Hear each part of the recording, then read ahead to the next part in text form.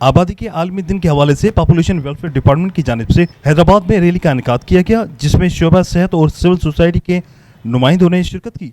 Rally SP चौक से शुरू होकर हैदराबाद प्रेस क्लब पर इख्तिताम पजीर हुई। रैली के शुरा ने हाथों में बैनर्स और प्ले कार्ड उठाए रखे थे।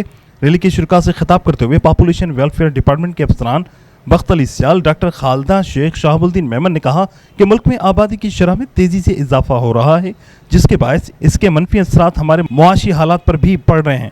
उन्होंने कहा कि बेरोजगारी में इजाफे के सबब नौजवान खुदकुशी करने पर मजबूर हैं। उनका मजीद कहना था कि अवामी शऊर मुहिम की ज़रूरत है, क्योंकि छोटा घराना ही खुशहाली की ज़मानत है।